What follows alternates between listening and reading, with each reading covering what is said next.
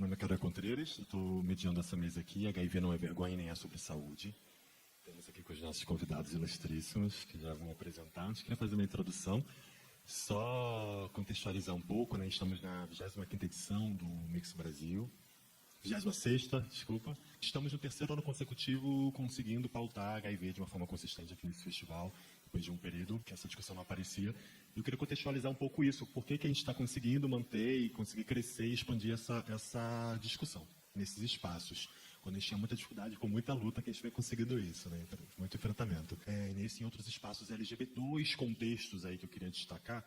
Primeiro que, bem, a gente está nos últimos anos, na verdade, vivendo um levante de diversas vozes, né, que vinham até então silenciadas na sociedade como um todo, no meio LGBT em particular, né, as vozes do movimento feminista, do movimento negro, do movimento trans. Isso tem feito pessoas, né, como eu, né, homens brancos cis, terem que reavaliar, fazer uma autoavaliação, uma autoanálise, ouvir debates e, né, todo o processo psicopolítico que a gente vem passando.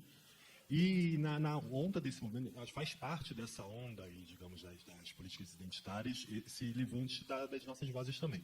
Não que o HIV não houvesse movimento, existe há muito tempo, se a gente tem medicação, se a gente tem direitos sociais e proteções legais, é que tem um movimento de HIV atuando aí desde os anos 80, mas que vem atuando de uma forma um pouco mais isolada ali no seu cantinho, atuando nos bastidores. Muita gente atuando na invisibilidade, né? Para quem está com medo nesse novo contexto de que a gente tem que atuar de uma forma mais subterrânea, mais invisível, isso a gente já está acostumado há muito tempo, nos nossos locais de encontro que não tem placa na porta, tudo de uma forma muito secreta, assim que a gente vem atuando nos últimos tempos, mas nesses últimos anos a gente tem conseguido atuar nesses espaços de que diferentes identidades se encontram. E aí alguns coletivos e organizações aqui de São Paulo, como o Louca de Fevereiro, o AMA e vários outros, o Revolta, e a gente está conseguindo expandir isso. É claro que o meio LGBT acaba sendo um espaço onde essa discussão está, né, esse é um espaço da diversidade, LGBT, diversidade sexual, é natural que nesse espaço que essa discussão levante, afinal, aqui em São Paulo somos 1 em cada 4 homens gays, né, vivendo com HIV, 1 em cada 3 mulheres trans travestis vivem com HIV, né, então não é tão de se estranhar assim que, apesar dessa nossa quantidade enorme, só aqui no município de São Paulo somos 100 mil, apesar dessa quantidade enorme, a gente estivesse em silêncio, né, afinal, né, as mulheres são metade da população, as pessoas negras são metade da população, elas estiveram silenciadas esse tempo inteiro também, mas a gente está conseguindo ganhar esse espaço. Claro que assim, nessa relação entre os outros movimentos identitários e o HIV, acho que é uma relação de mão dupla. A gente, pessoas vivendo com HIV, né, do nosso movimento específico, está se abrindo para essas outras discussões e a gente está conseguindo avançar em alguns debates, entendendo que HIV não é homogêneo, né, o nosso movimento ainda é basicamente mais branco, cis, masculino, e a gente está entendendo que é muito diferente ser branco vivendo com HIV ou ser negro vivendo com HIV, ser cis vivendo com HIV ou ser trans vivendo com HIV. Então ser homem ou ser mulher. Então a gente absorve essas discussões dos outros movimentos para desenvolver o nosso próprio debate, para refinar, para potencializar. E a gente espera também que a gente consiga pautar cada vez mais HIV para que os outros movimentos, o LGBT como todo, o trans como todo, o movimento feminista e negro, consigam também discutir em seus movimentos, a gente consiga contribuir fornecendo elementos para esse debate, para que seja ampliado. O segundo contexto, né, que queria trazer é que nos últimos, também mais ou menos nesse período aí, que a gente tem pautado aqui no Mix, nos últimos 3 anos, alguma coisa mudou em termos de tecnologia mesmo, isso está de uma sociedade, que chegou a PrEP, chegou o indetectável igual intransmissível, né, já vendo que o HIV não transmite, o PrEP, que é o remédio que previne HIV, isso de alguma forma está se expandindo e tem, de alguma forma, contribuído para mudar algumas relações. Eu acho que, claro que tem, e aí a gente traz as discussões identitárias para poder fazer essa leitura também, são relações que estão mudando num nicho específico, né, de homens cis, brancos, gays, mas que a gente percebe que isso viver com o HIV já ganha contornos um pouco diferentes ali, mas é limitado a esse nicho. E também não está vindo necessariamente com o empoderamento das pessoas vivendo com HIV. O I igual a I, às vezes, é usado contra a gente, como uma forma de cobrança, como uma forma de exercício de poder do negativo em relação a gente. A pessoa vivendo com HIV, às vezes, tem que dizer que usa PrEP para poder entrar, para poder usufruir da revolução sexual, enfim. Então, são questões que estão... Esse é um outro contexto que facilita que no ambiente desse, do Mix Brasil, que ainda que é um ambiente LGBT, ou seja, GGGN, de GGG negativo, né, em sua maioria, a gente consiga, o HIV seja mais fácil de ser, seja mais tranquilamente discutido. E, por último, quando me chamaram para ser coordenador de mesa, eu falei, mas eu vou poder falar? Falaram, não, pode falar. Então, beleza. Então, só mais um ponto, uma questão que eu queria colocar, até para a gente entender o porquê. Essa mesa é uma mesa muito importante, assim, tem algo de muito de novo nessa mesa, que é o seguinte, queria colocar para vocês a questão do protagonismo positivo. Né, a questão do lugar de fala da pessoa positiva e do protagonismo da pessoa vivendo com a HIV da pessoa positiva, que, claro, que algo que a gente disputa, que é importante para a gente, né? Geralmente, a questão da AIDS é um tema, HIV é um tema que a sociedade precisa discutir, mas que geralmente é discutido por pessoas negativas, a partir da ótica das pessoas negativas, a partir da ótica de como as pessoas negativas fazem para não se tornarem positivas. E isso tem a ver com o nosso apagamento, né? Nosso silenciamento, a sorofobia como estrutura as relações, faz com que a gente esteja no armário e não consiga ter voz. E aí quem vai falar, quem vai ocupar esse espaço, esse vácuo, são as pessoas negativas. Os discursos da prevenção, etc. Então, para isso é importante que a gente esteja falando de HIV, mas que sejam pessoas positivas falando. Porém, a gente não pode ser radical nessa questão do protagonismo e do lugar de fala, como outros movimentos são e devem ser. Se a gente for radical nisso, a gente acaba elitizando a discussão pelo seguinte, estar vivendo com HIV abertamente ainda é um privilégio, né? Ainda é um privilégio de pessoas brancas, de homens, né? De pessoas cis. Então, não tem como a gente cobrar. É muito diferente de uma pessoa trans viver com HIV abertamente, porque é a questão do polistigma, né? É muito estigma um em cima do outro. Né? Para um homem gay negro, também é a questão do polistigma. Então, para uma mulher também. Então, assim, são pessoas que não vão ter a mesma possibilidade de sair fora do armário. Então, a gente tem que contar com a questão que a gente usa no nosso meio, que é o vivendo e convivendo. Né? Nós somos os vivendo, né? Pessoas vivendo com HIV, e convivendo são aqueles estudos negativos, ou que usam desse termo, são positivos, mas usam desse termo como um álibi para estar na discussão. Então, para falar de HIV, somos vivendo, estamos falando, mas também os convivendo também são convidados a falar, a se posicionar sempre, né? Não na ótica da pessoa negativa, né? Que chega num espaço de pessoas positivas perguntando, eu transei com positivo, o que eu faço? Não, a gente não está aqui para fazer educação e saúde, né? Isso aí, a gente está aqui para discutir questões de direitos humanos e questões que têm a ver com a gente. Mas aí, quem é negativo, quem é convivendo, também te convida a assumir esse espaço, essa posição de pessoa convivendo e entrar nessa discussão. Então, eu vou passar aqui. Então, o que é importante, que tem a ver com a nossa discussão aqui, é que a gente sempre teve uma dificuldade. Primeiro, as pessoas que vão falar nos eventos, geralmente são homens brancos. A gente está vendo uma presença cada vez maior de pessoas negras nesse rolê, que aí tensionando a discussão de outra forma. E sempre foi muito difícil, né? A gente conhece a questão das mulheres trans e travestis que vivem com HIV, de sair do armário, de poder falar abertamente, poder contribuir para as nossas rodas de conversa. Sempre a Bruna Valim, coitada da Bruna Valim, que não tem nem agenda.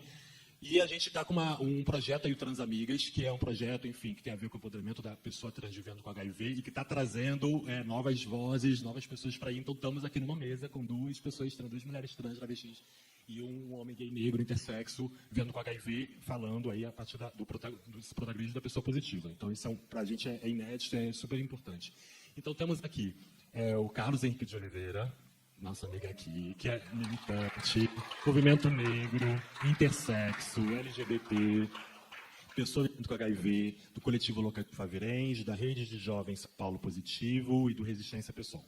Temos aqui Bianca Marraf, mulher travesti, militante, movimento LGBT, que é educadora de pares do projeto Transamigas e do projeto Guerreiras. Dani Barbosa, mulher trans, militante, também educadora de pares, mediadora de roda de conversa do projeto Transamigas e do projeto Guerreiras. Quem quer começar? Boa tarde a todas e a todos. Bem, como apresentado, sou o Carlos, né? Vivo com HIV desde 2014, né, quando eu fui diagnosticado. Desde então, eu me inseri dentro do contexto do ativismo político em HIV, já oriundo de outros espaços de militâncias, desde ali de 2008 para 2009, né, ainda na adolescência. Então, vou fazer aí uma década de ativismo nas militâncias todas. O que o Carué trouxe é muito importante, eu vou partir desse recorte, que é a questão de quais populações que acessam os direitos. Né? Primeiro de tudo, né, por quem e para quem foram feitos esses direitos. Né? É importante a gente, primeiro, pensar nisso. Né? Quando a gente fala em direitos humanos, né, eu que tento estudar, sociologia, ciências humanas e tal, quando a gente pensa nisso, o direito humano foi pensado para o homem branco, né? Pelo homem branco. Depois, por todos os enfrentamentos sociais e, enfim, de vários enfrentamentos, é que isso foi se expandindo aos poucos, né? Não do homem branco rico, né? Detentor dos meios de produção, se a gente usar aqui, né, as palavras de Marx, para depois esses direitos serem mais compartilhados de uma forma mais democrática, né? Principalmente depois do pós-guerra. Então, a gente tem um período muito curto, né, histórico, em que a gente tem direito a alguma coisa, digamos assim, né? Porque se a gente for pensar na questão negra, por exemplo, a gente tem um hiato em que nós não éramos considerados humanos por quase 400 anos. Então, também a gente tem pouquíssimo tempo histórico em que nós somos considerados pessoas com direitos, né? Pessoas com alteridade, com o mínimo de subjetividade. E o que dirá das outras populações, né? População trans, população intersexo, que, em específico, essa parte, eu só fui descobrir que sou uma pessoa intersexo esse ano, né? Eu descobri que uma série de cirurgias que eu fiz na infância era relativa à adequação corporal para se enquadrar num gênero específico. Ou seja, tem muita coisa aí para ser descoberta, ser explorada. E quando, agora a segunda parte que eu quero entrar, quando se avança, sempre tem a reação, né? E eu acho que a gente está no momento da contrarreforma. Eu vou começar por aqui mesmo, porque eu venho para cá muito preocupado com o futuro das políticas públicas para HIV/AIDS no país. É um momento que a gente conseguiu avançar muito nos últimos 30 anos de epidemia. A gente conseguiu sair de um período em que amigos meus mais velhos me contam que iam em enterros e enterravam 19 pessoas no mesmo dia, por causa da AIDS. E hoje a gente consegue ter pessoas como eu que conseguem fazer um mestrado, né? Depois de 4 anos vivendo com HIV, pessoas que nasceram com HIV estão aí, como a Aline Ferreira, Micaela Cirino, enfim. Estão aí produzindo artisticamente, politicamente, academicamente.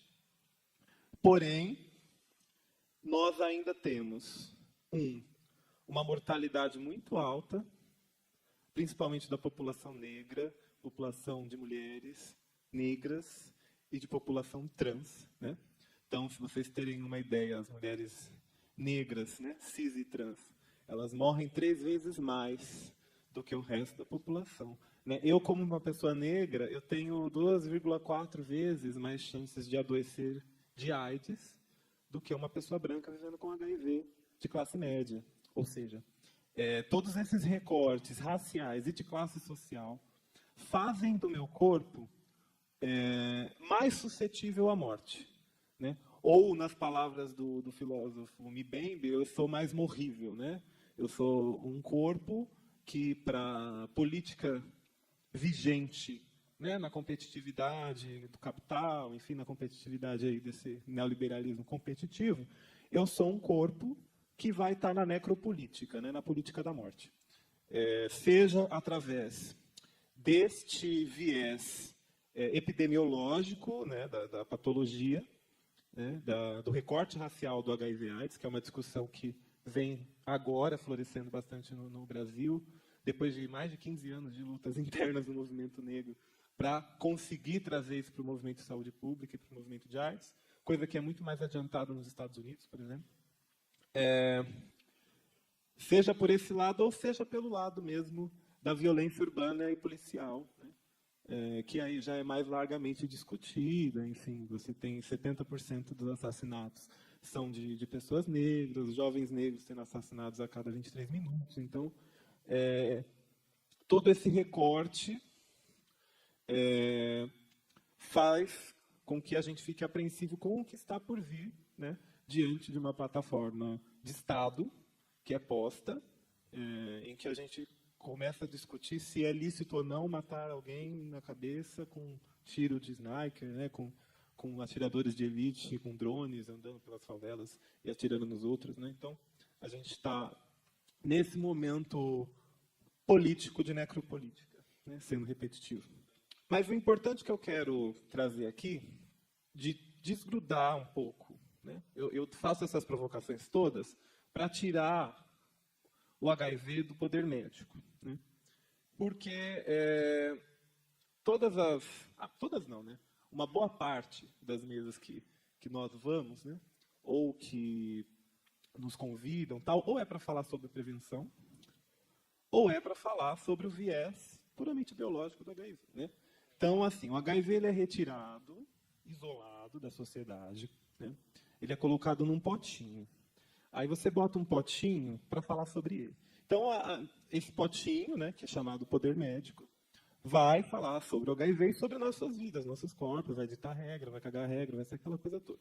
Você tem que ser isso, você tem que ser aquilo, você tem que se alimentar, você tem que fazer isso, você tem que comer alimentos macrobióticos, né? A pessoa nem sabe falar macrobióticos, né? Mas ela precisa comer coisas macrobióticas, né? E fica nisso, né? E não discute o todo social que envolve todas as epidemias, mas em especial esta, que é uma epidemia envolta aí de pecado, de culpa, enfim, de um lugar, um vácuo, um limbo que nos colocam como pecadoras que mereceram estar ali com HIV, né? Eu assisti ontem o Fala Que Eu Te Escuto, eu assisto, tá, gente, todo dia.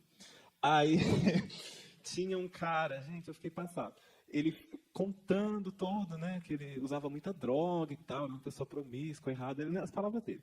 E aí ele pegou AIDS, né? É assim, ficou aidético. Palavras dele, tá, gente? Não sou eu. E depois de uns anos, tal, quase morreu, pegou 3 cânceres, umas coisas assim, contando. Não sei se é verdade. E aí descobriu Deus, tal, e não precisou mais de remédio, não precisou de mais nada. Depois tinha passado 20 anos, e ele estava lá, né, dando o testemunho dele e tal. Isso dá um medo, porque assim, o discurso negacionista tá por aí, né? Sei lá, você tem o Zap aí com piroca de mamadeira de piroca, povo negando o holocausto, negando a escravidão, essas coisas todas. Para daqui a pouco ter um discurso negacionista de que você não precisa de tratamento nem de política pública pega, né? Não sei, eu me despertou isso ontem. Então, esse lugar aí do pecado, da culpa, racializa e generifica ainda mais os nossos corpos. E justifica que essas populações, que são historicamente oprimidas, se tornem as populações antigas do grupo de risco, né? Então, a gente é um bando de bomba andando aí pelo meio da rua, pronta a explodir AIDS para tudo quanto é lado, e quem estiver perto, nossa, né, vai morrer. Ou então, um eufemismo agora mais moderno, que são as populações chaves, né? Que teve todo um viés positivo ao designar essa palavra, né, esse termo, mas que virou qualquer coisa, né, principalmente aqui no Brasil, né, virou grupo de risco, né, uma palavra mais chique para ser grupo de risco, né, que eu acho tudo uma palhaçada, né, sendo bem sincero. E aí a gente fica nessa só para que eles não admitam, né, eles que eu falo, as classes dominantes, né, a meia dúzia de família que detém poder nesse país, quem estipula as políticas públicas mais fascistas, esse é o termo que eu gosto de usar, esse povo aí, eles usam esses nomes só para disfarçar que a gente é o foco do biopoder ou da necropolítica, né? Ou seja, a gente vai morrer, né, mais rápido. E aí eu fico pensando, né, como a gente... Eu tenho trabalhado muito com um termo que eu roubei da matemática, que é o da inequação, né? Como que a gente consegue resolver essa conta da AIDS no Brasil, da resposta brasileira à epidemia de AIDS, que não fecha, né? Então, assim, você tem uma série de avanços que a redemocratização do país trouxe. A construção do SUS, os direitos trabalhistas, né? Isso já anterior, mas Isso também tem a ver com HIV/AIDS, porque as pessoas precisam se alimentar, as pessoas precisam se locomover, as pessoas precisam ter acesso à previdência social se tiverem uma doença oportunista, enfim, uma série de coisas. Que são direitos que a gente já está perdendo, né? Avanços na própria política de HIV/AIDS. Nós tivemos a distribuição universal das medicações a partir de 96, sendo a Nair Brito uma das primeiras a receberem o coquetel. E só fomos tendo avanços nas tecnologias. Hoje a gente tem a PrEP, hoje a gente fala em poder trepar sem camisinha e não passar o HIV, né? Tem tudo isso já rolando. A questão é, como que a gente fecha, esses 12 mil defuntos que a gente ainda enterra por AIDS, né? Todo ano. Todo ano são 12 mil pessoas que a gente enterra ainda por AIDS no país. E você sabe melhor que eu, como médico, que boa parte desse percentual, 3 mil, né, mais ou menos, né, são de pessoas gays, 3.800, né, que é de gays, bissexuais e pessoas trans, né? São 11 vezes, os LGBTs morrem de AIDS 11 vezes mais do que por violência LGBTfóbica. A gente fala muito dos assassinatos, mas não fala da AIDS. A gente devia até fazer se tivesse um controlezinho, né, as pessoas iam ficar chocadas, né, com o que ainda ocorre. Então, é uma conta que não fecha, né? Então, você teve todos esses avanços, não era para ter esse tanto de morte, né? Se a gente fosse ser lógico. Mas tem essas mortes aí. Tem essa questão racial. Se a gente pega a população carcerária morre 10 vezes mais, tanto de tuberculose quanto de AIDS, né? Então, a gente já é coisa que já está aí nos últimos anos. Agora, a minha angústia, eu vou concluir nessa parte agora, é o que está por vir, né? Porque se você tem um presidente que declarou alguns anos atrás que tem HIV, se vira porque você foi procurar, né? Teve vida mundana, vou acabar. Isso. Um bando de viado querendo, né, mamar nas tetas do governo, sabe? Então, né, a gente tem essa situação desenhada. Tudo bem, temos leis, temos legislações, temos não sei o quê, entendimentos, jurisprudências, tal. Temos os outros poderes. O legislativo, eu já perdi as esperanças. Temos o judiciário. Agora, tem atmosfera social para a gente conseguir resistir a isso? Essa é a minha pergunta e essa é a minha provocação. A gente consegue unir forças com os outros movimentos sociais para resistir juntos, para fazer um mecanismo de defesa ancestral, que é a quilombagem? Porque é isso que a gente vai ter que fazer, gente. Porque o fechamento do CAPS lá, que saiu agora, na semana passada, no dia 14, uma lista de 11 páginas lá na portaria, que eu esqueci o número agora, que fechou milhares de CAPs, né, cortou a verba por problema burocrático X, que podia ser resolvido por 1000 formas, decidiram cortar a grana. CAPS é Centro de Assistência Psicossocial, que foi feito depois da reforma antimanicomial, né? Então, foi substituído os manicômios por uma estrutura menos carcerária da saúde mental, para que as pessoas pudessem ter uma assistência holística, né? Uma assistência psicossocial dos seus problemas, tanto sociais quanto de saúde física e mental, né? E esses centros são de suma importância e estão sendo desmontados. Então, assim, cada coisa que é desmontada no SUS nos atinge.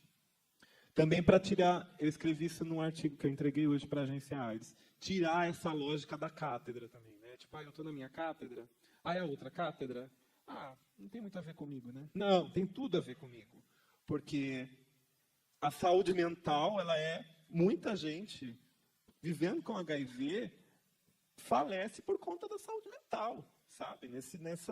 Nessa loucura que é a nossa sociedade, né? Então, sociedade doentia. Então, como ter saúde mental, né, nessa sociedade? E aí, o que existe de apoio para isso é retirado.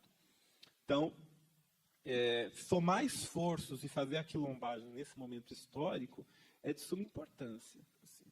E também cobrar de quem tem poder, quem tem caneta na mão, de representação e de poder nas esferas institucionais para também tentar segurar algumas coisas. Porque a responsabilidade de estar no Brasil, de ser pessoa vivendo com HIV e AIDS no país e receber o antirretroviral, nós aqui, eu, até bem pouco tempo, não tinha noção do rolezão que é isso, da responsabilidade que é isso. O Brasil tem acordos com a Organização Pan-Americana de Saúde, o Brasil subsidia medicações em outros países da América Latina, o Brasil consegue ser referência, então, transpor daqui para outros países o estilo, né, toda a estrutura que existe no programa de DST-AIDS do país, ele leva esse conhecimento, todo esse know-how para fora. Se isso for desmontado, e olha que tem 1001 defeitos que eu tenho para falar, né? Até citando nomes, se eu quisesse, tem uma lista aqui, ó, de coisa que eu estou por aqui, ó, com o departamento de DST-AIDS. Mas, assim, se a gente perder o DIAV, gente, acabou, assim, acabou. E aí a gente vai se enfiar no fluxo, tanto num fluxo maior de necropolítica, de morte, ou então de refúgio, né? que é o artigo que eu escrevi para a Agência AIDS e entreguei hoje, que é o fluxo migratório que o HIV também ocasiona. Né? Então, a gente teve na Venezuela esse fluxo, a gente está tendo agora em Honduras, em vários países da Ásia, da África, que as pessoas saem de seus territórios, perdem o seu elo, né? O seu lugar no mundo, ele é retirado numa morte social, numa primeira morte social, e essas pessoas saem em busca de alimento, de fuga da extrema pobreza, e também, muitas vezes, por procura de tratamentos. Então, evitar esse tipo de tragédia aqui no país, eu acho que é a responsabilidade que a gente tem que agarrar com a unha, assim, né? Porque, como dizia minha avó, preto, pobre e mulher vive de teimoso. Obrigado. Boa tarde, meu nome é Lohane Barbosa, como o Caleb falou, eu sou uma navegadora de pares do Transamigas. O Transamigas ele veio para o Brasil em parceria com a Santa Casa e o Projeto Nudes. Ele veio para a nossa população trans vivendo com HIV, que ao todo éramos 10 mulheres trans vivendo com HIV. Hoje somos 7 mulheres. Do decorrer, a gente teve o falecimento de uma mulher trans e uma que adoeceu e saiu da pesquisa. Ele foi feito em 2 países, né? Ele foi feito na África do Sul e foi feito nos Estados Unidos. E lá deu certo, que é tirar isso, né, de pessoas que não são vivenciando o HIV, tratar da outra pessoa. Então, a gente vem para isso, nós, mulheres trans, cuidando de outras trans que são sorologia positiva, que descobriram há pouco tempo que é sorologia, para não enlouquecer mesmo e falar assim, o que eu vou fazer agora da minha vida, né? Será que eu vou me jogar do viaduto, ali do chá, vou acabar com a minha vida agora? E o projeto vem para isso mesmo, para tirar esse peso um pouco delas e mostrar para elas uma vida mais digna que a gente tem, de a gente que já tem, eu já sou há 5 anos, eu acho que eu sou sorologia positiva, e muitas delas às vezes sofrem violência dentro de casa por conta de serem sorologia positiva, pelo próprio companheiro, e aí a gente vai construindo junto com elas esse apoio e fortalecendo elas cada vez mais, né, para serem sorologia, né, para serem portadoras da AIDS, e conversar abertamente, que lá nos bastidores eu comentei, que eu acho que é um assunto que é pouco falado no nosso meio LGBT. Né? A gente fala sobre muitas inúmeras coisas e é um pouco fechado quando vem para a nossa população falar de AIDS, por causa do preconceito, por causa do estigma. O que o meu vizinho vai falar quando me vê dando uma reportagem sobre HIV. E o projeto ele vem fortalecer mais ainda, que ele já veio do Divas, do Transnacional. E aí a gente veio, o Projeto Nudes veio com esse novo projeto para dar mais força e a gente poder conversar mais abertamente sobre AIDS. E eu acho que é um pouco difícil falar mesmo assim sobre AIDS, como eu até comentei com a minha amiga. Ela disse, tem quanto tempo que tu fala sobre AIDS? Eu disse, não tinha muito conviver porque não tenho com quem conversar, nunca tinha rodas de conversa que eu tinha sido convidada. Até conheci a Bruna Valim, que me convidou para uma primeira roda de conversa com o Caurei, que foi lá no Santa Cruz. E aí eu disse, por que não trazer mais mulheres trans? E o projeto vem para isso mesmo, para a gente conversar mais e falar mais abertamente sobre AIDS no nosso mundo T. Boa tarde a todos e a todas, quer dizer, a todos, né, gente? A todos. Eu sou Bianca Marraf, eu sou uma mulher travesti, eu sou soro positivo e sou positiva no ano de 2002. E para mim foi um baque naquela época, porque eu trabalhava como uma profissional do sexo. E eu sou pernambucana, eu sou do interior de uma cidade pequena. E aí eu tive que migrar por conta da minha sobrevivência. E aí, trabalhando nessas ruas da vida, eu descobri. Um dia, fui contratada para trabalhar em um projeto de prevenção, onde a gente acompanhava as profissionais do sexo. E era um trabalho de pares. E o nosso trabalho era fazer essa prevenção, entregar 3 preservativos para cada uma profissional. E eu falei, nossa, aí chegavam umas para mim e falavam assim, mas só 3. Falei, gata, infelizmente é só isso. E eu já era positiva naquela época. E nesse projeto, trabalhava meninas que não eram positivas. E aí era muito estranho, porque saía um comentário, mas ela faz programas e ela está entregando preservativo. Eu acho que ela tem, mas não tem, mas não tem. Aí ficava naquela. E aí ficava muito difícil da gente quebrar o gelo, da gente chegar e conversar e falar. E nessa minha vida e volta, eu continuei frequentando a militância e frequentando vários projetos. E aí um deles, eu estava trabalhando no Transcidadania como agente operacional. E aí apareceu Pesquisa Divas. Eu participei do Pesquisa Divas, participei de todo o procedimento, e nisso veio mais outra pesquisa, que foi o Trans Amigas. E eu também participei desse processo, dessa seleção do Trans Amigas, que também era um trabalho de pares. E aí, a gente participando das reuniões, aí pares é a gente positiva, conversar com positivas. E olha que legal, eu, uma mulher trans, poder compartilhar e ajudar uma mulher trans positiva. Que projeto maravilhoso. E aí eu comecei a participar, como a Lohane já falou, a gente começamos em 9. E ao total de participantes que a gente acompanha, que somos um coletivo, né? Somos uma equipe. E ao total de participantes é 150. A gente já está com 100, falta umas 30, mas a gente está chegando lá. E a gente já está... 100 fica no banco de dados, 100 acompanhadas, e 50 acompanhadas, para poder a gente ver se o projeto está dando certo, mas ele está dando certo, sim, está sendo um trabalho muito gratificante, trabalhar com essas meninas.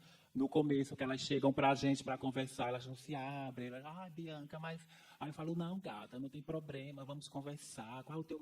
que eu descobri tem pouco tempo, eu tô fazendo tratamento no CRT de Santa Cruz. E aí o projeto, para essas meninas estarem passando por esse... Para chegar até a gente, ela tem que estar fazendo tratamento num CRT Santa Cruz. E aí elas são encaminhadas através de um sorteio. Elas não sabem de início quem é que vai navegar, porque a gente não pode ser amiga íntima uma da outra. Elas passam por um sorteio e aí elas vão vindo para a gente. E aí a gente vai, se apresenta e a gente começa a navegar. A gente tem um telefone que a gente pode estar ligando para elas, ou elas ligando para a gente, pode estar ligando a cobrar, qualquer horário. E a gente auxilia no tratamento do HIV, até mesmo nos antirretrovirais. Como é que é, gata? Você está tomando a medicação? Você está passando no médico? Você está na consulta? Porque muitas delas abandonam o tratamento, até mesmo por falta de conhecimento e por falta do que desabafar essa doença, como todo mundo leva isso por um problema, e não é. Até mesmo porque as pessoas que chegam para elas, que conversam com elas, não são positivas. Então, como é que eu vou falar se eu sou positiva para uma pessoa que não é? Como é que vai ficar? Então, na cabeça delas ainda é isso, e ainda por conta desse estigma que todas são profissionais do sexo. Como é que eu vou atender o meu cliente? E a minha amiga sabendo que eu sou positiva. Então, gera todos esses conflitos. E o Transamigas, com o Guerreiras, veio para quebrar esses estigmas, para elas verem que o HIV não é um bicho de sete cabeças, a gente pode viver normal, a gente pode ter amizade, a gente pode falar dele numa boa, numa roda de conversa legal e de boa mesmo.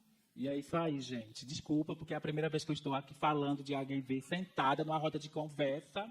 Vim lá do interior de Pernambuco, quebrando naqueles carros em cima pendurado, gritando, gente, pedindo socorro.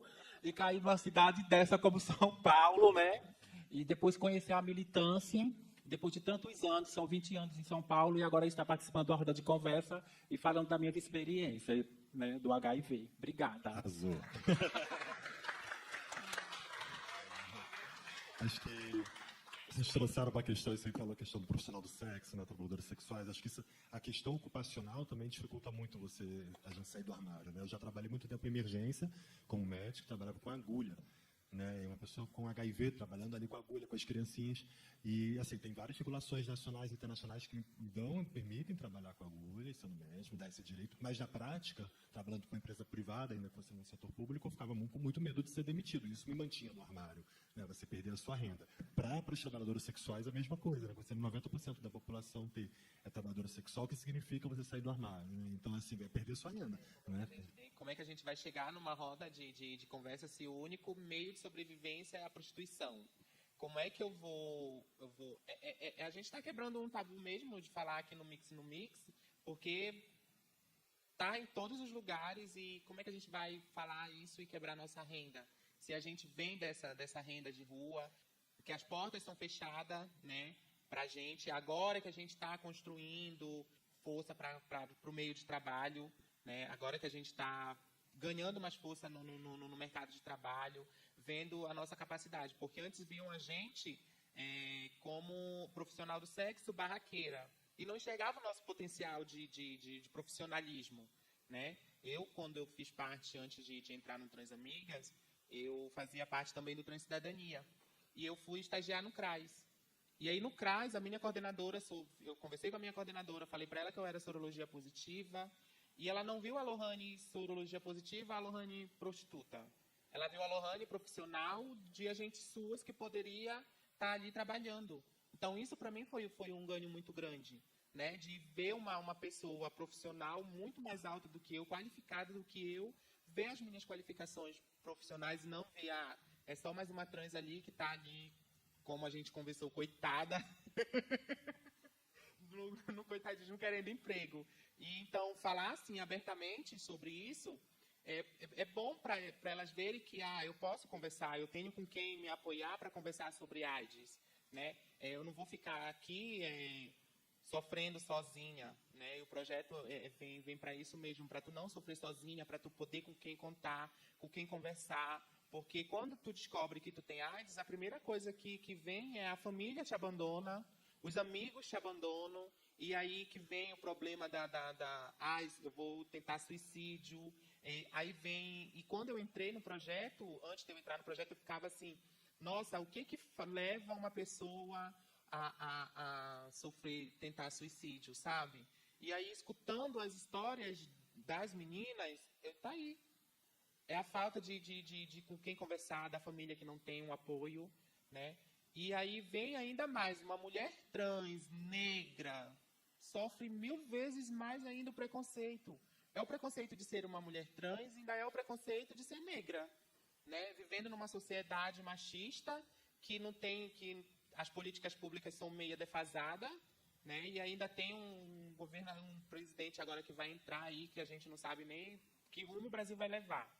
Né? Que antes mesmo de entrar no governo, ele já tinha gente matando trans, né? E gritando abertamente, Bolsonaro, e matava mesmo. E aí a gente na pesquisa ficou meio apreensivo por conta disso, né? Que meio a gente vai conduzir as nossas navegadas para esse meio, né? Porque muitas delas, quando chega para a gente assina um termo que a gente de confidencialidade. A gente não pode sair divulgando para qualquer pessoa que elas fazem parte do Transamigas. Ela, na pesquisa, ela tem um número de identificação e um apelido, né? Só quem sabe o nome delas mesmo é a gente que navega.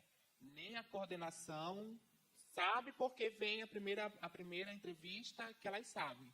Mas quando vem para a gente, vem com o número de identificação e a gente escolhe um apelido para entrar na pesquisa. E aí eu ficava em casa pensando, eu digo, nossa, tem tanta menina trans que se mata, tenta suicídio, e eu ficava, sabe, eu digo, o que leva?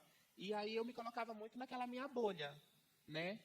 Eu sou a privilegiada da história porque eu tive apoio familiar, minha mãe me aceitou com HIV, e aí eu, espera aí, entrei na pesquisa para mim sair da minha bolha, sair de todo o meu contexto, para vivenciar a vida delas, sabe? Para ver as histórias delas de vida mesmo, de dizer, agora tá aí tua resposta. Deus me deu 3 tapas na cara e disse, tá aí agora a tua resposta.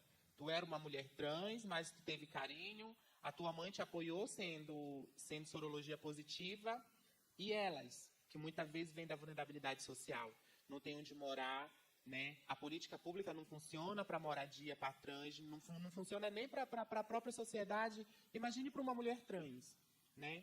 E vem da periferia, tem que sai de casa com 12 anos de idade e encontra a prostituição, no meio do caminho encontra as drogas, encontra um parceiro mais drogado ainda, que já é soro positivo e não conta, né? Não se previne.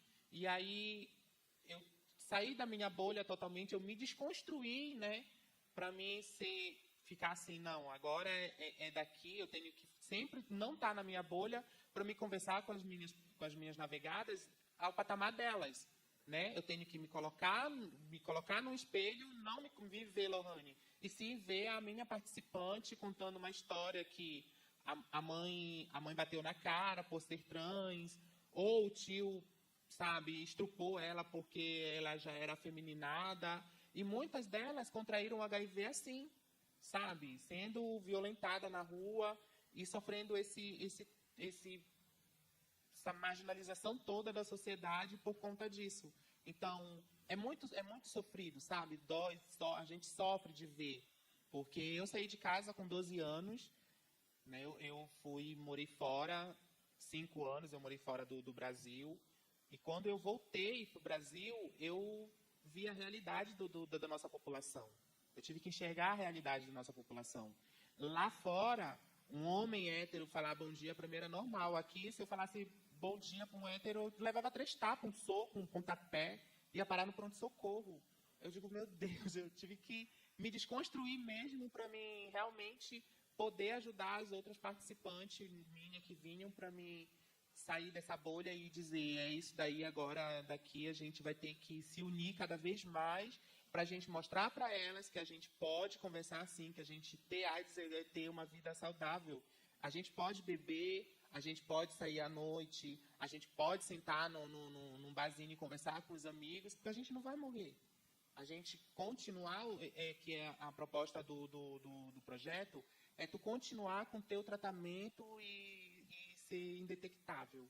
É essa a proposta máxima do projeto nosso. E o que acontece nesses nossos encontros do projeto Transamigas e com o Guerreiras é que a gente fazemos as nossas reuniões, temos encontros a cada 15 dias com os nossos técnicos e temos os nossos encontros semanais com as nossas participantes, onde a gente conversa, pergunta da vida dela, o que está acontecendo, e lembrando que o nosso trabalho não é a gente aconselhar ela, é a gente entender e corrigir os danos, né?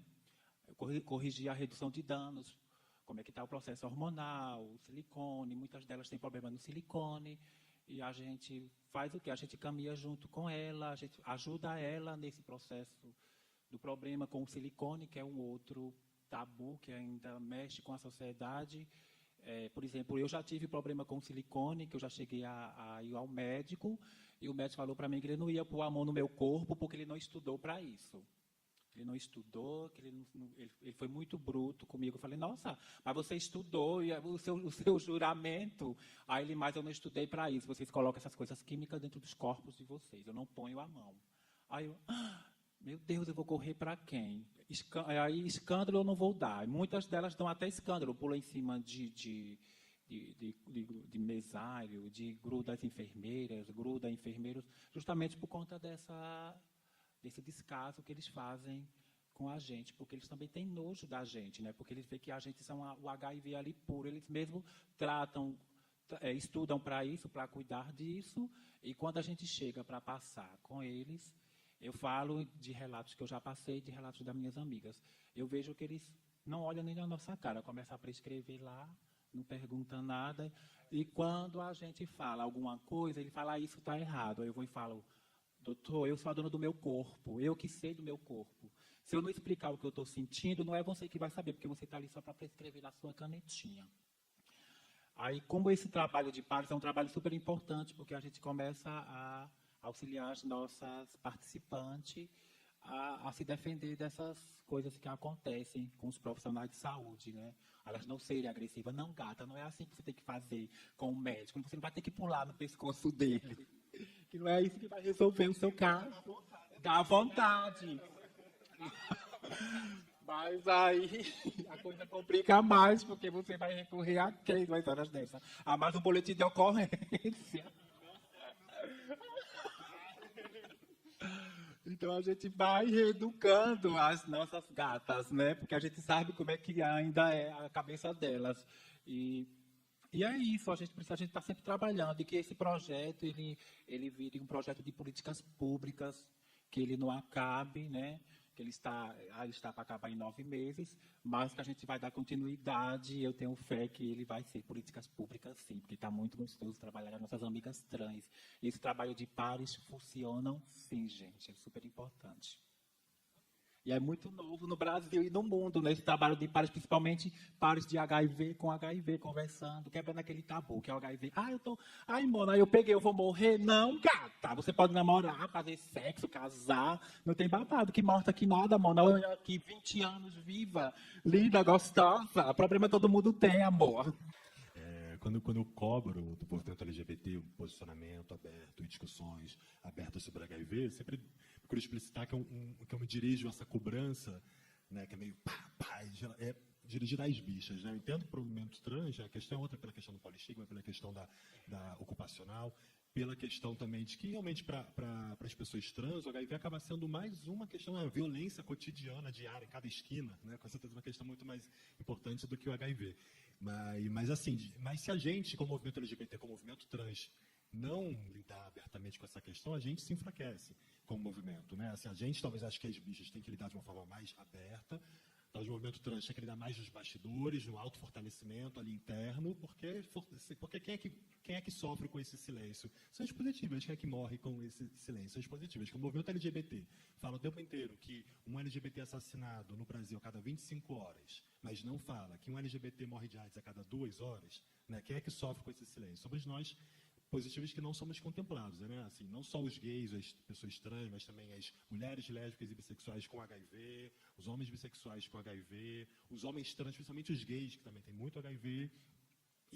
Nós somos, é que nem a questão da interseccionalidade, né? Se o movimento feminista branco está lutando e conquista direitos, esse direito não vai ser distribuído da mesma forma para as mulheres brancas e para as mulheres pretas, senão, né, se você não fala de racismo, esses direitos vão ser distribuídos para as mulheres brancas. Né? Se o movimento LGBT, o movimento trans, está lutando por direitos, mas não fala das pessoas, não fala da questão do HIV, esses direitos, essas conquistas também não vão se distribuir da mesma forma. A gente vai continuar sofrendo, armarizado e morrendo muito mais. Queria comentar também o que você estava falando sobre, né, perspectivas para políticas públicas de HIV, né, acho que você colocou muito corretamente que política pública para HIV é algo muito amplo. Né, ficou numa discussão, e agora, como é que vai ser com o novo governo? Vão cortar o HIV, tudo vai desmontar, mas, na verdade, esse binarismo o direito ao medicamento garante o bem-estar e tira o direito, você tira o bem-estar. É um pouco simplificador, porque o direito está lá no papel, está lá no Ministério da Saúde, se compra remédio, mas mesmo assim esse direito não atinge todo mundo. Né? Então, assim, tem muitos outros fatores do que só o direito no papel ao remédio e a compra do remédio e a distribuição. Você compra, distribui, ainda assim tem essa mortalidade. Né? Só levantando o número aqui, essas 12 mil mortes que você citou, significa que de cada 67 brasileiros vivendo com HIV, uma morre a cada ano. Então, se a gente vai para um dos nossos encontros lá, o Enong, encontro de pessoas junto com a HIV, tem 200 pessoas, a gente vê aquela galera ali, sabe que naquele ano 3 vão morrer. Então, provavelmente, e se for fazer essa conta para as pessoas trans junto com a HIV, com certeza é muito pior, pessoas negras. Então, assim, tem muitas questões aí, previdência, saúde mental, uma série de construções. A própria, assim, uma emergência tem que estar preparada para chegar uma pessoa doente, lembrar de pedir o HIV, que geralmente para a mulher não pede, né, uma emergência da periferia. Então, se o SUS vai decaindo, a política de HIV vai decaindo também.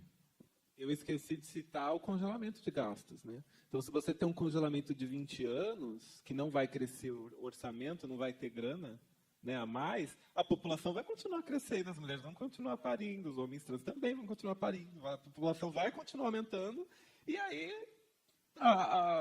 o investimento em saúde não vai junto, né? Na verdade, vai tirar 740 bilhões do orçamento, né, durante esse período, né?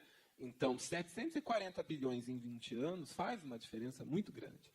E como que fica, se já teve também fim de repasse de verba específica, né, para cada área da saúde, isso já não tem mais, a partir desse ano acabou, né, que já é coisa do governo que está acabando agora. Então, não é nem uma questão tipo, ele ganhou e agora? Não, é uma coisa que já está rolando, né? O que a gente vai fazer, né? Eu acho que não encarar isso é morrer mais rápido, na minha opinião. É aquela flecha que você não vê de onde veio. Momento de perguntas, né?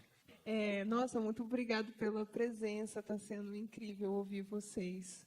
Quanto mais eu aprendo, assim, aprendo com outros movimentos, por exemplo, movimento de pessoas com deficiência, o próprio movimento trans e pessoas que vivem com HIV, que parece, né, gente, que a cura tá quando a gente faz para o outro que não fizeram pela gente.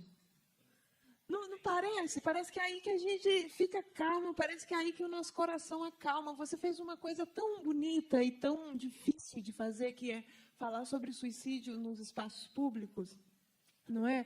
E como isso está ligado com tantas outras coisas, né? Com o movimento de HIV, mas também com os homens trans que se suicidam de forma epidemiológica, e assim como os jovens no Brasil, e LGBTs também têm níveis muito maiores do que cis e héteros. Então, muito obrigado, e só quero dizer, assim, continuem assim, né, porque eu acho que quando vocês falam do Transamigas, eu fico assim, tão com quentinho no coração, fiquei, ai, gente, amo vocês, porque eu pensei nisso. Eu tenho uma campanha de prevenção de suicídio de homens trans, que eu escrevo Preciso Dizer Que Te Amo no mundo, e eu tenho isso. Eu acho que a cura, quando eu penso nas minhas dores, a minha cura também está nessa direção que vocês falavam com Transamigas. Então, fica aqui o meu vida longa para Transamigas.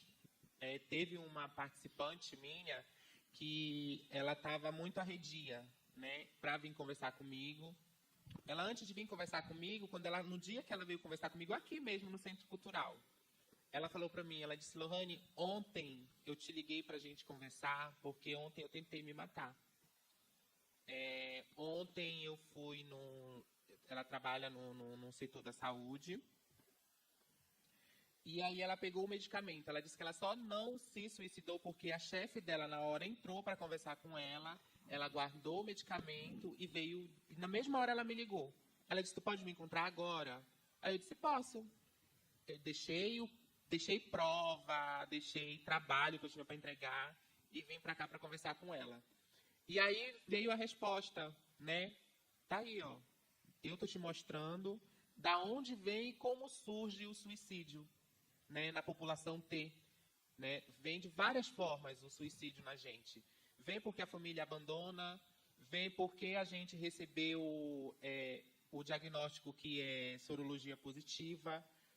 Eu, no meu caso, eu fiquei extasiada, sabe? Eu disse, agora, como é que eu vou chegar, falar para o meu parceiro, que é totalmente machista, ao extremo, sabe? Ao extremo. Como é que eu vou conversar com ele e dizer para ele, olha, eu sou sorologia positiva. Aí a médica, até a assistente social, falou para mim, ela disse, você quer que eu chame ele aqui agora e converse com ele? Eu disse, não, eu vou conversar. Eu que tenho que conversar com ele porque eu sou parceira dele. né? E aí a gente vai traçar o meio. E quando eu cheguei e falei para ele assim, eu disse, e Deus me mostrou de novo mais outra força que era para me ter. Que quando eu cheguei para ele e falei, ó, te lembra uma semana atrás que a gente brincamos aqui no restaurante, que eu falei para você que se eu fosse sorologia positiva, o que você me falou? Ele disse que eu não ia te deixar e que eu ia seguir com você junto do tratamento. Então, essa hora chegou. Eu quero ver a tua força, porque vai ser um tratamento difícil, vai ser uma coisa difícil. E eu não tinha navegadora de pares, não tinha transamigas. Era eu mesmo, e mais a força de vontade dele, de saber até quando a força de vontade dele vinha, né? E eu comentei lá nos bastidores que eu cheguei a jogar medicamento fora na cara dele para mim não tomar. Eu pedi, pelo amor de Deus, eu me ajoelhei no pé dele, pedindo pelo amor de Deus para ele não me dar aquele remédio, né? Pelas alucinações que eu via quando eu me deitava, sabe? E aí ele segurava na minha mão, ele falava assim, para você ter um melhoramento de vida, para você ficar melhor com a sua vida, você vai ter que passar por isso. Você escutou quando a médica falou pra gente que isso é passageiro, vai passar. Eu disse, mas vai estar demorando, sabe? E 6 meses que é para o nosso corpo se adaptar, para mim já era uma eternidade, já era 5, 6 anos que eu já estava com aquilo. E aí, sabe, ao longo desse meu processo de aceitação para o medicamento, eu fui vendo muitas coisas, sabe? Eu fui abrindo os olhos para muitas coisas. E quando eu fui convidada para me fazer parte do Transamigas, ao longo da vivência delas, como eu já falei, eu fui saindo da minha bolha, sabe? Eu fui me construindo e fui vendo, ó, sabe? Ao longo desses 5 anos de tratamento e ao longo desse tempo que eu tô navegando elas, e aí eu fui vendo o suicídio, ele está muito mais perto da gente que vive com HIV do que com uma pessoa hétero, né? Que não tem aquela vidinha ali, sabe? Que o pai vai mandar para fora para o melhor tratamento e não vai ficar aqui no Brasil. E a gente tem que ficar aqui com o pouco com o pouco que a gente tem e com o pouco que a gente tem ainda querem tirar da gente, né? O tanto que a gente lutou para a gente conseguir o pouco que a gente tem hoje, querem tirar, né? Que é a nossa medicação, que é o nosso melhoramento de vida, estão fazendo para acabar, né? Então a gente fica mesmo, é um caso para se pensar. E aí eu fiquei muito mais ainda aterrorizada quando eu vi um vídeo de uma drag que o amigo dela teve um suicídio, acho que foi por conta também dele ser sorologia positiva, eu não sei se vocês viram esse vídeo, que ele se suicidou e aí ela fez um vídeo, tipo, no enterro dele, ela toda de preto, e foi falando, sabe, até ele chegar no suicídio. Então, isso me abriu muito os meus olhos. E quando veio pela segunda vez, né, na minha navegação, o tema suicídio, sabe? E aí eu digo, tá tão forte, tá tão perto da gente, que é escondido, né? É como ele falou, eles velam mesmo essas coisas. Então, a política pública mesmo tem que olhar mais mesmo pro departamento de DST e AIDS e ver que não é só o medicamento, né? Não é só o nosso medicamento que vai fazer a gente ter saúde, mas é abrangente mesmo, é muita coisa que vem, que a gente que não só o profissional de saúde dá conta, né? E aí vem a pesquisa para mostrar mesmo que não é só o profissional de saúde que pode dar conta para a pessoa vivendo com HIV. Tudo bem, pessoal? Sou Jorge. Eu achei interessante vocês entrarem nesse tema do suicídio, porque eu tenho um amigo.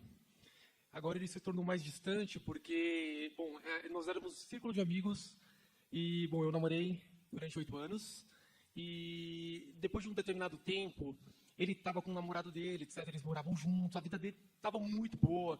Como a gente fala assim no exterior, ele já estava ganhando, tipo, anualmente 6 dígitos, sabe assim? Ele ganhava um salário acima de 10 mil, 12 mil como químico, e ele não conseguiu lidar com isso, sabe? A partir do momento que ele descobriu que ele era HIV positivo, não sei, a vida dele desmoronou. Ele não conseguiu lidar com aquilo. Ele estava tão bem sucedido, ele tinha um trabalho incrível, ele tinha um carro, ele tinha um apartamento dele, ele tinha um namorado dele, mas eu não sei, eu acho que faltou isso essa coisa, esse círculo de ele poder dividir com as pessoas, sabe assim, ele ser ouvido e talvez não sentir aquela coisa tão dentro dele que ele seria rejeitado pela sociedade, pela mãe, pela família, pelo namorado, pelos amigos, etc. Então, ele se fechou nisso e ele se destruiu realmente, porque ele pegou o carro dele, ele tinha comprado um carro zero e se jogou, sabe assim, acho que 3 vezes numa rodovia, ele não conseguiu se suicidar, porque Deus mesmo, mas ele foi de novo na mesma tentativa, ele não conseguiu de novo, ficou hospitalizado meses, e ele foi de novo e ficou em casa.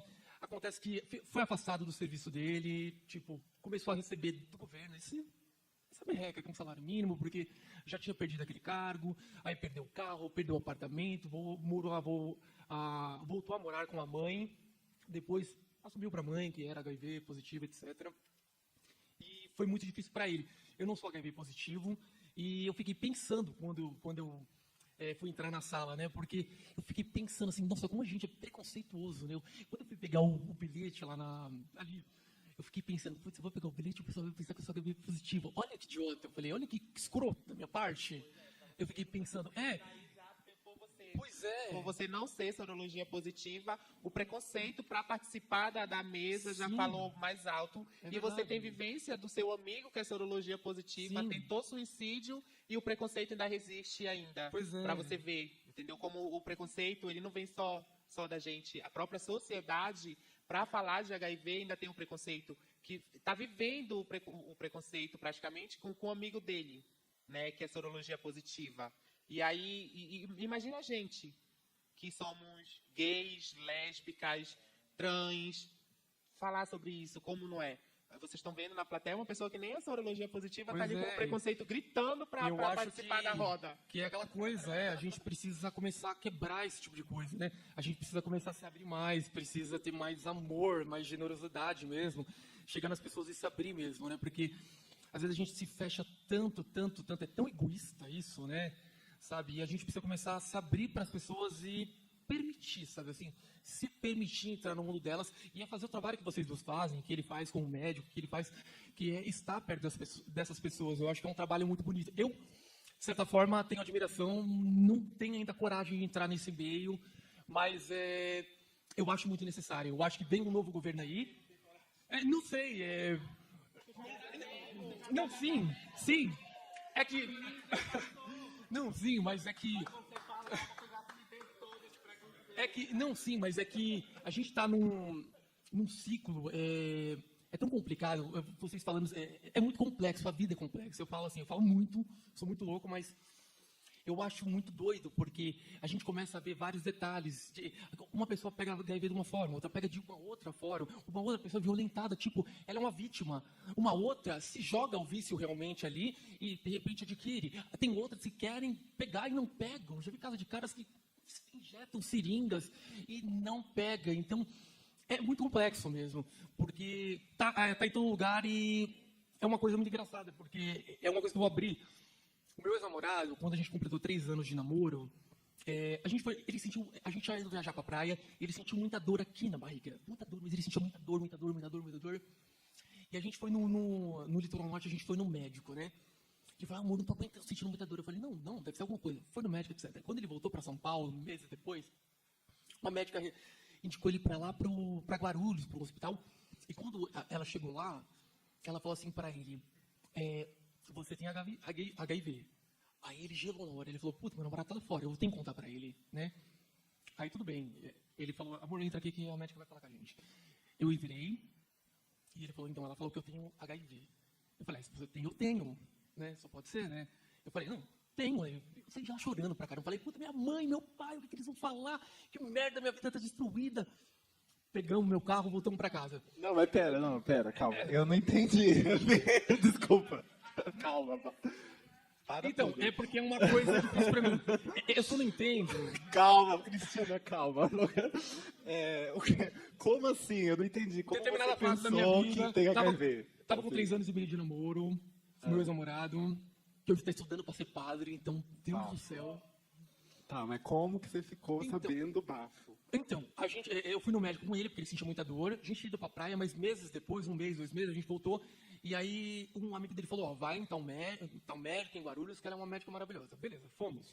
Pegamos meu carro, fomos. O namorado foi diagnosticado por ele ter relação. Exato. Seu namorado Tava ali, ele achou que entendendo, tinha Sim. também. E aí ele falou, a médica falou que eu tenho HIV. Aí ela confirmou. Eu falei, não, então eu tenho, porque a gente já não transava mais com preservativo. Eu falei, eu tenho. E depois eu fiz diversos exames, porque eu fiquei muito bitolado. E até o momento que uma médica falou pra mim, o primeiro exame deu negativo, o segundo deu negativo, o terceiro deu negativo, e eu tava insistindo, tá errado. Eu só posso ser HIV positivo, porque eu transo há mais de 1 ano sem preservativo. Eu sou positivo, não posso ser negativo. E aí refiz exame, até que o dia que a médica falou pra mim assim, o seguinte, olha, para de vir aqui fazer exame, você tá vindo aqui todo mês, você tá bitolado, você não tem HIV, entendeu? E é por isso que eu acho que é uma coisa louca, sabe? Porque ele tinha, a gente não se preveniu durante 1 ano, e eu não tenho até hoje, sabe? Então eu acho complexo, a vida é complexa. Jorge, assim, eu acho que essa questão, esse primeiro caso que você que citou, né, dessa loucura que esse rapaz entrou, isso aí né, considerando que é um gay branco, ele estava sofrendo de sorofobia, né, que dentro desse nosso meio gay é algo estruturante, que a gente nasce, cresce e reconhece como gay, isso está o tempo inteiro na nossa cabeça, de alguma forma, desde que a gente é adolescente, né, é tão estruturante quanto é o machismo e o racismo na sociedade como um todo. A sorofobia dentro do nosso meio gay. E o que acontece é que as pessoas assim, exercem a sua sorofobia o tempo inteiro e um dia, pá, muda de lado. Né? Isso não acontece com raça, por exemplo. Né? Então, assim, você é um opressor, de repente, pá, você é vítima de tudo aquilo que você ajudou a construir. Então, as pessoas piram. Tava falando mal da amiguinha com HIV, querida. Agora. E é isso. Assim, acho que não é a questão de generosidade e carinho, é a questão das pessoas negativas, das pessoas convivendo, reconhecerem o papel delas na construção daquela situação. Assim como nós, homens, temos ali no exercício diário do nosso machismo, temos um dedo ali naquela violência de gênero que tantas mulheres sofrem, temos o dedo na construção daquilo ali. Né? As pessoas negativas têm o dedo também em tudo isso que essas pessoas positivas vivem e toda essa crise de saúde mental. E é isso, ele no caso tentou suicidar diretamente, mas para a pessoa HIV positiva, o suicídio pode ser passivo, pode prescindir de uma arma, de uma ponte, porque é só você deprimir, claro, qualquer pessoa pode deprimir e definhar, mas a pessoa positiva deprime, não toma mais medicação, quem não conhece alguém que entrou em parafuso, quem é que alguém em parafuso vai tomar medicação, fazer exame, acompanhamento? Não, a pessoa vai definhando até que pega uma pneumonia de AIDS e morre. Né? Então, o suicídio na pessoa HIV tem essa forma passiva. Em conversas aí nesses 4 anos, com muita gente, é engraçado que quando você sai do armário da AIDS, né? Quando você fala, tenho AIDS, tenho HIV, tipo, muita gente vem falar para você em segredo que também tem, né? Pessoas que você nem imagina, pessoas que são ativistas em outras áreas, enfim. Então, você pega acesso com muitas histórias de vida, né? E você acaba entrando nessas redes, né, de atenção, de autocuidado, enfim, que eu gosto de chamar de quilombagem. A questão é a seguinte, a história que você trouxe, ela tem um recorte, né? Um recorte social, um recorte de gênero, um recorte racial e tal. O que eu tenho percebido é que, em geral, claro que não é regra, mas em geral, um pessoal mais da classe média alta, que tenha acesso, né, e tal, emprego fixo, renda, essa série de coisas de uma camada ali de trabalhadores, ou nem de trabalhadores, né, mas, enfim, que já tem ali um acesso maior, essas pessoas, em geral, brancas, elas... O HIV vira assim, a grande questão da vida delas. Né? Realmente, todas as pessoas, né, desse recorte que eu conheço, quando descobrem, elas têm um baque muito grande. Não que nós também não tenhamos, não é isso. Mas é que a gente já está tendo baque, né, amiga? A vida toda, né? Tipo, desde os meus 7 anos de idade que eu estou sendo chamada de bichinha preta, né? E sendo enxotada de supermercado porque acham que eu vou roubar a bolacha, né? Então, o que é o HIV dentro desse contexto? E o que é o HIV? Você está numa vida tranquila, plena, de repente, pá, né, você tem HIV. Então, eu falo isso por quê? Porque a gente precisa diferenciar os diferentes recortes. Né? Cada recorte vai ter a sua realidade subjetiva. Né? A grande questão é o quê? como que eu consigo trabalhar a minha alteridade, a minha subjetividade, sem fazer a lógica do sobrevivente que matou o outro e grita que é sobrevivente, que é o que o Mbembe fala, né? Então, para eu me sobressair enquanto privilegiado, eu preciso explorar alguém. Como que a gente sai dessa lógica? Essa é a grande questão. Porque a quilombagem, né, que é isso, de você se agrupar para você se autoajudar e ter aquela rede de trocas e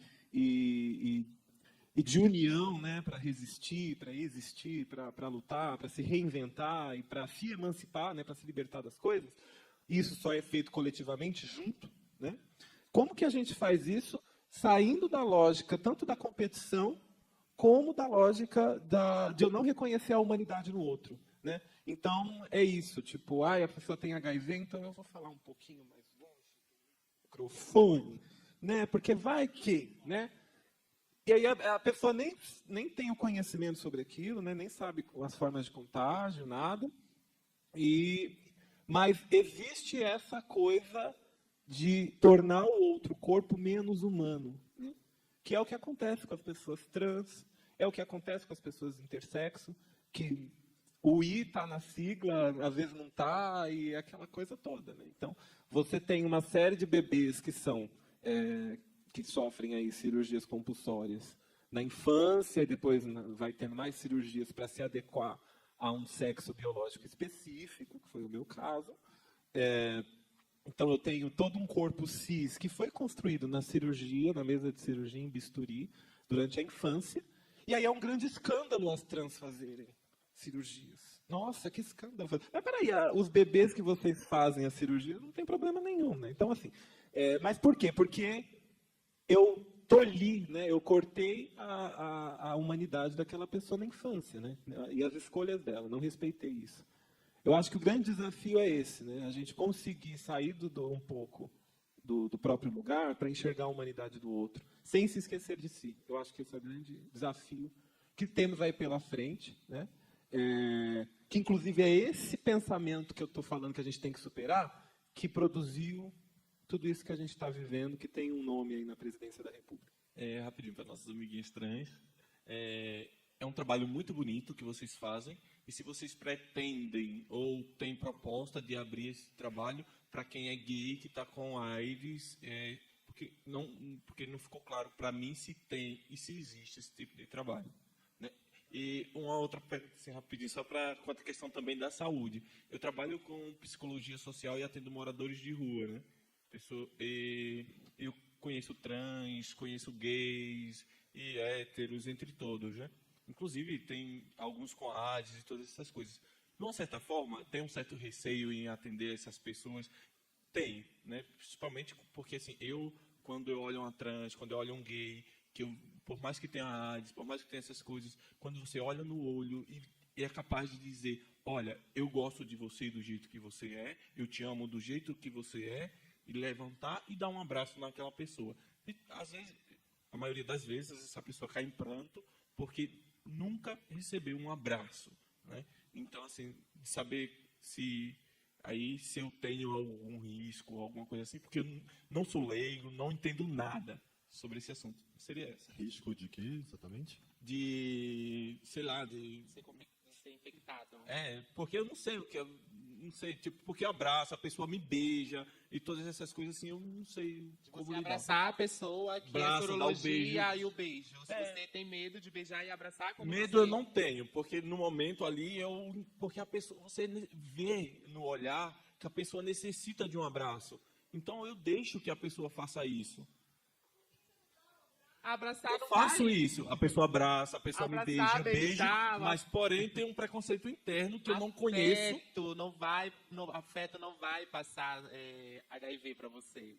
Entendeu? Afeto, abraçar, beijar, não vai te tornar uma pessoa sorologia positiva. Entendeu? É isso que você seja bem afetivo com todos os seus pacientes.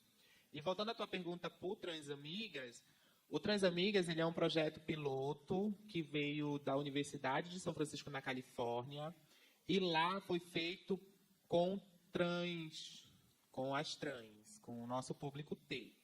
E ele foi adaptado aqui no Brasil também para o público T.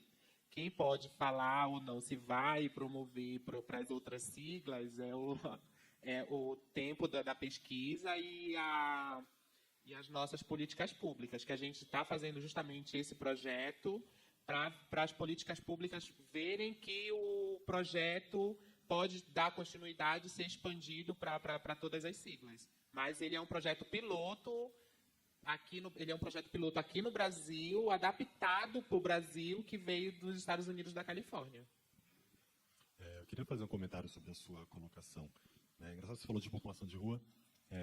Estava conversando com o pessoal de consultório de rua e estavam falando como entre eles, né, generalizando, mas vocês falam com uma certa tranquilidade sobre a THIV, como se não houvesse uma sorofobia ali, porque já está numa posição de tamanha exclusão e que não vai fazer tanta diferença. Achei interessante. Mas sobre a sua pergunta especificamente, assim, eu acho que eu não acho confortável, como pessoa com HIV, ter que responder se a pessoa pode me abraçar, se eu não vou transmitir algo para a pessoa. Eu acho que isso é alguma coisa assim, que eu acho que tem que pensar, na hora de perguntar para uma pessoa HIV, algumas perguntas, porque isso é algo que você procura no Google e você descobre, porque você nunca procurou no Google nesse tempo todo de trabalho sobre a transmissão de HIV. Tá? De qualquer forma, se uma questão te coloca, se sentiu desconfortável, né, a desconstrução do nosso processo tem a ver com a nossa busca ativa de informação. Se a gente não busca, a gente vai continuar reproduzindo isso. E aí você coloca para uma pessoa vindo com essa pergunta já a responsabilidade de tentar a gente defender o nosso direito de ser abraçado, sabe? Então, é aquilo que eu estava falando no começo. Mas, enfim, acho que é isso. O Carlos estava apertado aí no banheiro, por isso que ele saiu. Mas eu queria agradecer muito às nossas trans amigas. E ao Carlos, Bianca, e também a Pajubá e ao Mix Brasil pela oportunidade de a gente estar discutindo isso novamente, na pessoa aí do André e do João. E muito obrigado pela presença de todos aí. Valeu mesmo.